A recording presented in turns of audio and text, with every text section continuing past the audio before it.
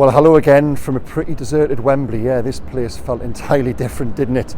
Just a few hours ago, full of optimism, hope, but yeah, in the end, those dreams were punctured, weren't they? And a 2-0 victory for Manchester United. But if you go back to my preview video last night as I wandered around London and down to Trafalgar Square, I think you probably detected the tone of what I was getting at, and I'm not entirely surprised with how the game played out, really. And if you'd really pushed me for a prediction before the match, I think I would have said exactly that Newcastle will play well. They won't play badly, they'll do okay, but they'll probably come up short in the key moments, and that was exactly how the game played out in the end. I tweeted after about 30 minutes, 40 minutes that, Newcastle are doing okay, but they find themselves 2-0 down, and to which one user replied, yeah, but they can't score goals and they've forgotten how to defend, which pretty much just does kind of capture where they're at right now. And it was the video I released last night. I lay in my hotel bed this morning and edited that, and I went over what I'd said last night, and I thought, you know what, that sounds negative. I sort of worried about how sort of downbeat I was on Newcastle's chances, bearing in mind, the majority of my viewers will be Newcastle supporters. I didn't think it was the sort of video you guys would be wanting to wake up to on Cup final morning, but then I said to myself, and I sort of consoled myself by saying, well, no, it's, you're not here to be positive or negative, you're here to say exactly what you really think. And what I thought last night, and which is what I was saying to the guys in the airport yesterday morning, and again when we were having a beer last night at Trafalgar Square, was that just if I applied my head to what I thought would happen, I thought it would be a Manchester United victory, and a victory in exactly that manner. Newcastle aren't playing poorly. They turned up there. They gave it their all. I thought in between both boxes, I thought they played some lovely stuff at times, got in positions of promise. But they've just gone so cold in the final third. And I will say this, that the big selection call today was, ultimately, I don't think it should have made a result changing difference, but the big selection call was Callum Wilson, Alexander Isak, and Eddie went with Wilson. And I think, yeah. You're that journalist, aren't you? I am that journalist. How are you doing? You're right. You were going to ask me a question. You thought I was some sort of information point, didn't you? What were you going to ask me? I was going to ask you where the fan zone is. Down there on the left-hand side. Is it? Cheers. Yeah, yeah. Anyway, quick verdict. What do you think of that? Well, I just think the lads gave everything, to be honest. And well, I've just said that. And you cannot criticise them because they just tried their best, and we just love them. Yeah. We love Eddie. We love the players, and that was that for me. I was disappointed because we didn't score. As usual, we've only scored once whenever I've been at Wembley, when Bobby Robson was there, but did the semi-final goal. Well, I think we've only ever seen one goal, to be honest with you. So, but at the end of the day, we've enjoyed the build-up, we've enjoyed the whole experience, and one day we're going to get there. You know what I mean? That's my thing. Do you know what? That's better than I could put it. I might just call time on this recording now and just stick with that. That was very nicely put, and I'll try and echo those thoughts. You too, mate. And the fan park is down there on the left-hand side. Cheers, pal, thank you. Pale ale, please. I'll get you one. See you later. Bye-bye. There you go. He said it better than I can. And that he's almost picked up exactly from what I was saying there. That you can't criticise them in terms of that application, that desire, the effort, everything else, everything we knew they would produce and provide, they did. But it comes back to they've gone massively cold in the final third. And I think I was just saying that the Wilson Isak, if we're going to be honest here, Callum Wilson, it almost looks as if he's put absolutely hello.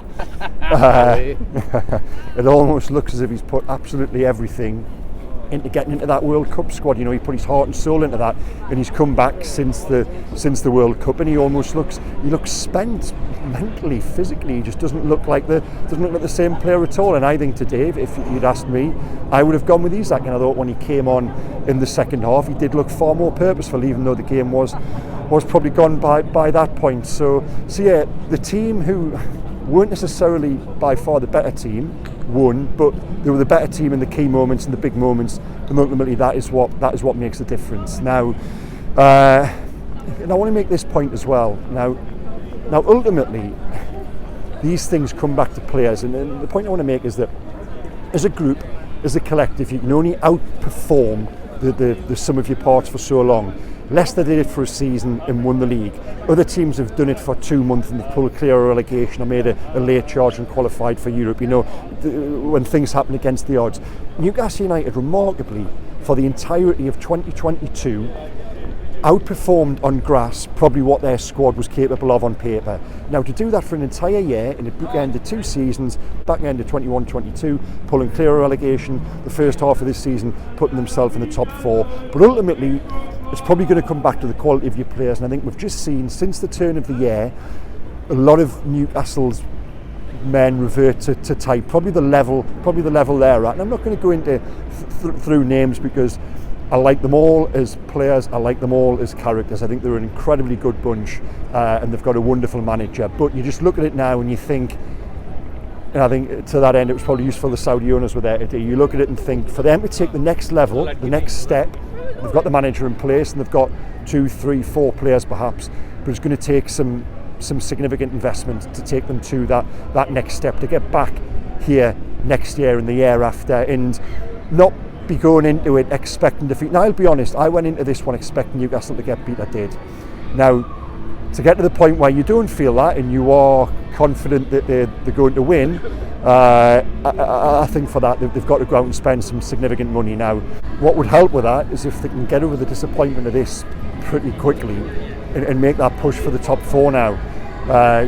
Today's result at Tottenham didn't help them at all, did it? But I do believe they are capable of regrouping.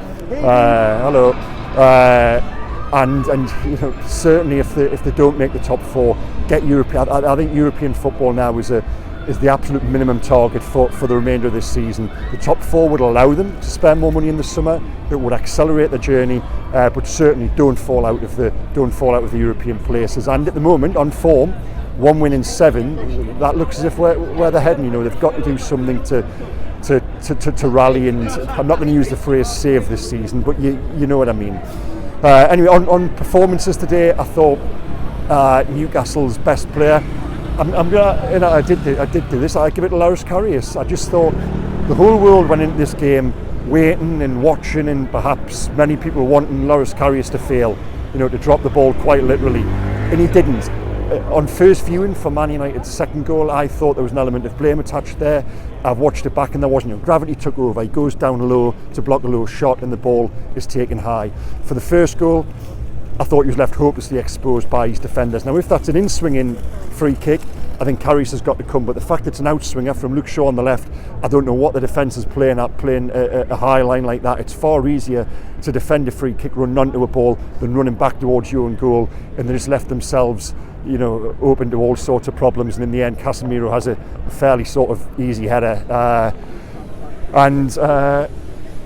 didn't sound good. I thought it was a firework coming my way. I'm going to change direction. But elsewhere, and this comes back to the point I make about players. So it was the battle of the Brazilians in midfield, wasn't it? You had Bruno and Joe Linton up against Casemiro and Fred.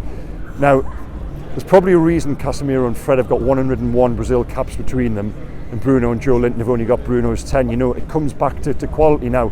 While I do think Bruno Guimaraes and Joe Linton are 2 players who are key to the future of Newcastle going forward and taking them to where they want to go, just Manchester United just looked...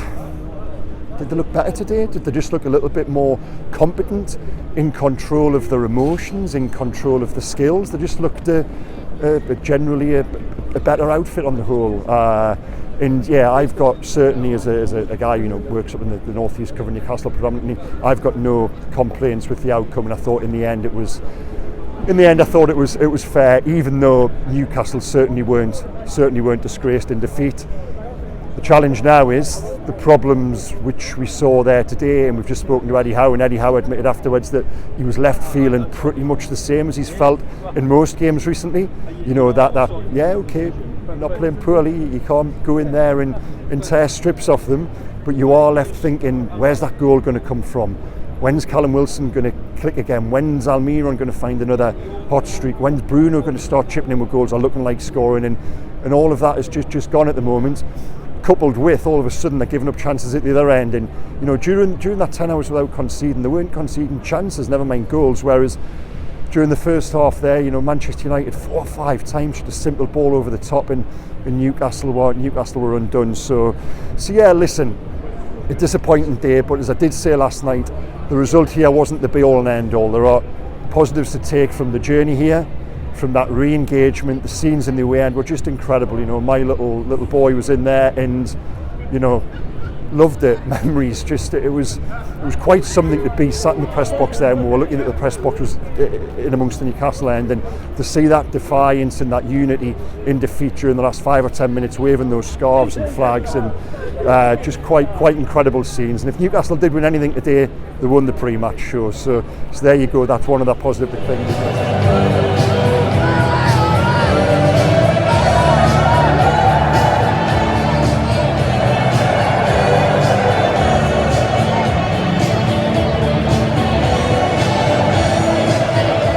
This for Newcastle United should be the start, not the end. You know, I'm walking down Wembley Way now here, and I'm going to disappear into that tube station. I fully expect to be back here next year and the year after that. This isn't the end, it's the start. I think that's the message, and Eddie was keen to say that. While today in isolation it is hugely disappointing and points at a few little problems that have been manifesting themselves for a few weeks now. So anyway guys, thank you for watching. Click like, click subscribe, all the rest of it. And I'll be back next. Oh goodness, Man City away, yeah. That feels a little bleak, doesn't it now, leaving here tonight. Well, there you go, that's a wonderful way to finish us, isn't it? He's a little less eloquent than our guy earlier, but nonetheless. I apologise for swearing some, by the way. Could have been a lot better, mate. Could have been a lot better. Yeah, it could have been. We'll finish it there. Okay, take care guys, bye-bye.